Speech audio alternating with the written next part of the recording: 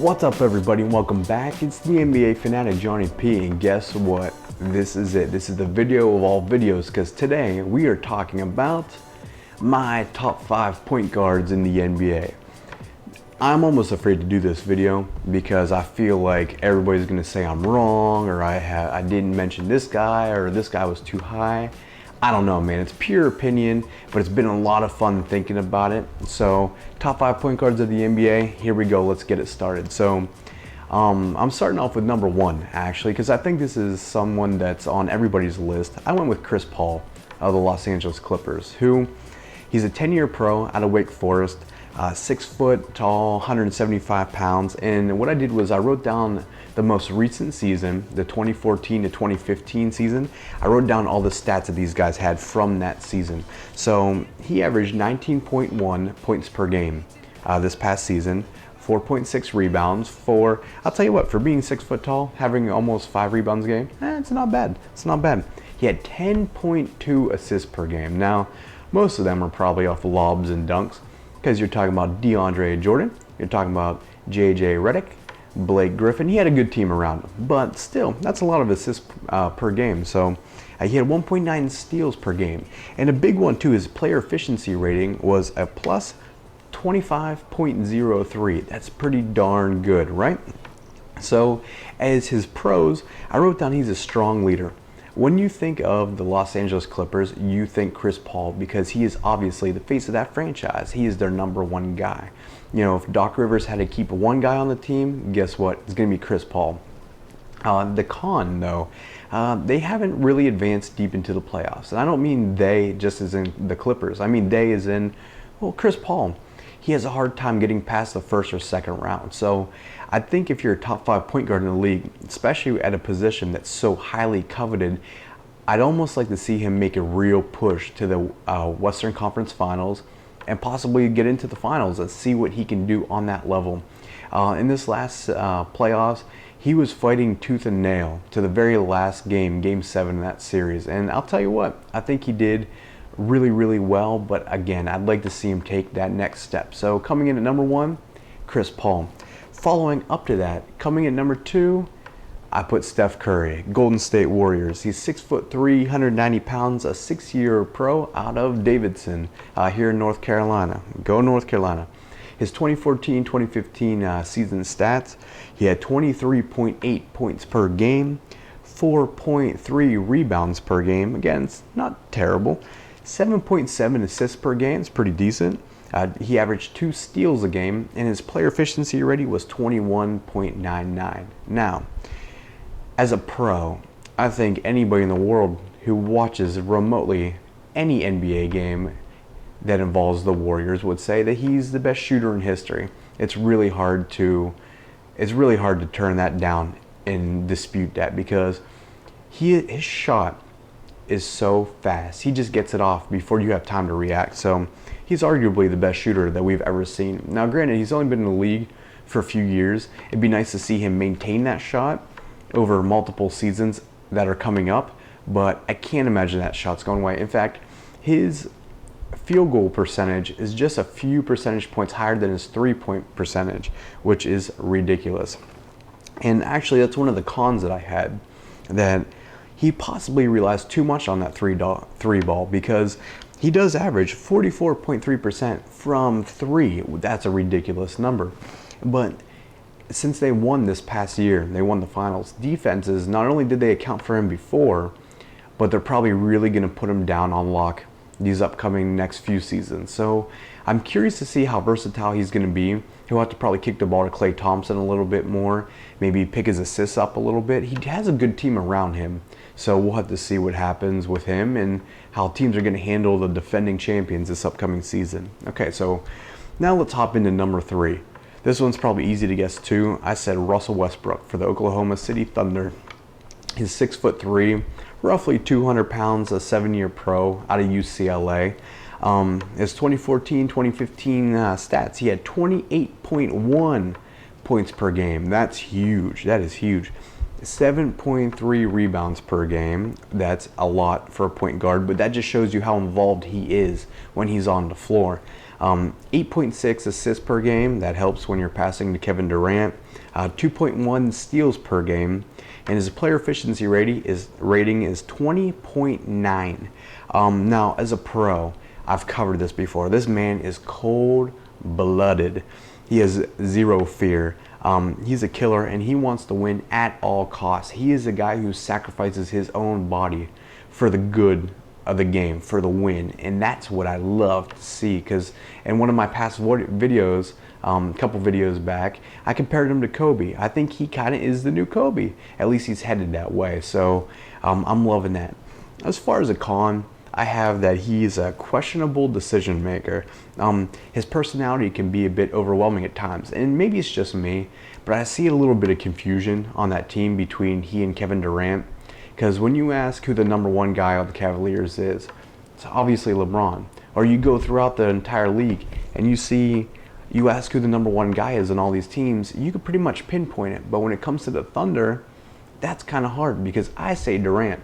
A lot of people would say Durant. But Westbrook probably thinks it's him. So it's one of those things where that's a little bit of confusion thrown into the mix. So anyway, I have him at number 3. Now, number 4 and 5 are really interesting picks. I'm loving number 4. I had to put him up there. Again, this is probably a little bit of bias on my part, but I'm putting my man Kyrie Irving in, my Cleveland Cavaliers. Now, 6'3", 193 pounds he's listed at, 4-year pro out of Duke. His 2014-2015 stats are 21.7 points per game, 3.2 rebounds per game, 5.2 assists, and 1.5 steals. Now, those stats are a little bit lower than the rest of the guys on this top 5, and hence why he comes in at number 4. But his pros are really what kicks it up for me. This man has crazy handles, as we all know. I mean, you could watch a mixed tape that's like 10 minutes long of all of his crossovers and everything that he does, all of his moves in traffic, and the way he can finish with the ball, the way he cuts to the basket. I mean, he has crazy handles. I don't know how he does it sometimes. In fact, I saw a video where he was playing for Team USA in his scrimmage practice. He's cutting in between. We're talking superstars, NBA superstars, like they're high school kids. I mean, this man has handles. But what I like even more, and the whole reason I put him at number 4, is that he's Mr. Clutch. When the ball needs to get shot at the end of the game for the win, I pick Kyrie Irving. Even though I have Kevin Love on the team, even though I have LeBron James on the team, even though my most favorite player in the world, Mo Williams, is on that team, I'd take Kyrie. Because Kyrie is clutch as can be. He's not afraid to take that shot. So for me, I think that Kyrie, up until now, he's been the face of the franchise, but I'm not entirely sure about his leadership, which was a big part of all this list to me. But I think LeBron's going to show him how to be a leader. So eventually when LeBron's starting to kind of hit his down years, wherever Kyrie is at the time, hopefully still with Cleveland, but wherever he's at, hopefully he'll be able to learn something from LeBron and be that leader, be that clutch performer on a nightly basis. As far as a con for Kyrie, a lot of people question if he's injury prone. Is he made out of glass? Because he's missed not only a lot of college games when he played for Duke, but he's also missed quite a few pro games. I mean, I don't know if you saw the graphic that they showed during the finals where it had a whole picture of his whole body and all of these injuries that he's had in the past and how many games he missed because of that. And I hate seeing that surrounding Kyrie, but it's something that's surrounding him. It's there. You can't ignore it. So that's my number 4 pick. As far as number 5, this is also a favorite because Chris Paul's been around for a little while, and I feel like Russell Westbrook, I feel like he's older than he is, but he's really not. But I'm curious to see how Steph Curry, Kyrie, and our number 5 is going to do because they're all young. And I picked John Wall from the Washington Wizards. He's 6'4", 195 pounds, 5-year pro out of Kentucky.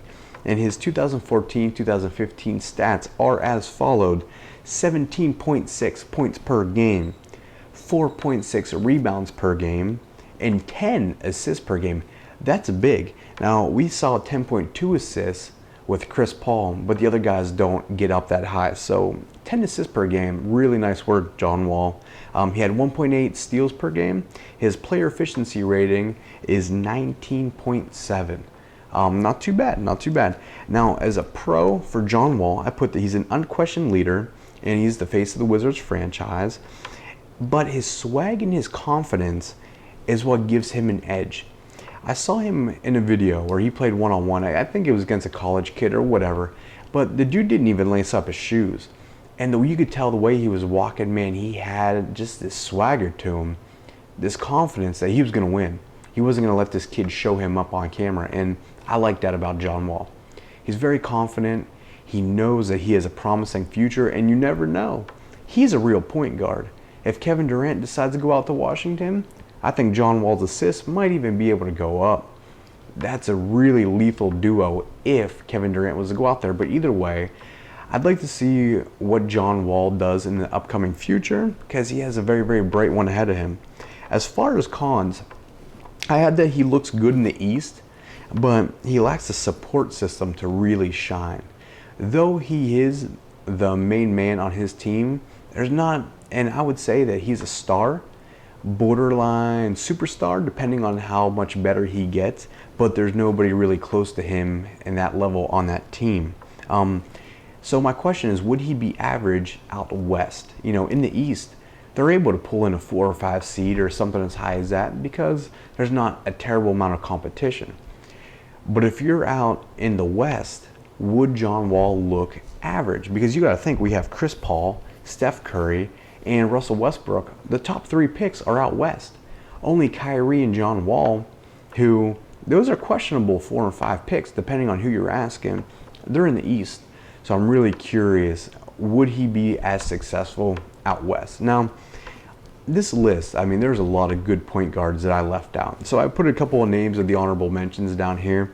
Damian Lillard in Portland, man, he's also clutch. That's also a clutch player, but I'm curious how his season's gonna play out with LaMarcus Aldridge leaving, and basically the entire rest of the starting 5 is gone. So I almost feel like he's starting over. I'm curious to see if he's going to be as successful now as he has been in the past.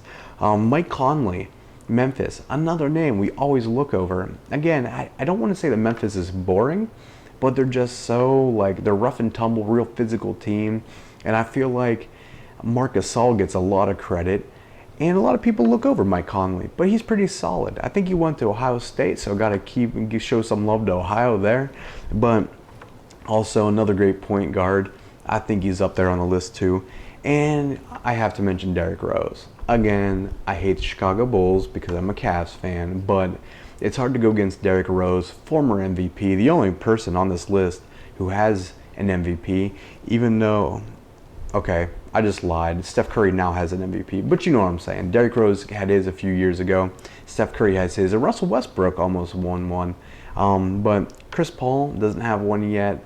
And who knows? Kyrie has the opportunity. He has an all-star MVP. Does that count? I don't even know. But I'll tell you, this list was a ton of fun to make. Now, again, it's hard to argue the top 2 or 3. But 4 to like 8, those point guards there, it's very debatable. So my question that I pose to you, who are your top 5 point guards? Where would you place Kyrie? I'm asking specifically because that's my boy. And where would you put these guys at? Would they be in your top 5, or are they just top 10? Would you have Kyrie down, John Wall up? Would you have Russell Westbrook as number 1? That's a really good point that somebody very well could argue. So anyway, this is my top 5 point guards in the NBA right now. This is the NBA Fanatic signing off. We'll catch you next video. Bye-bye.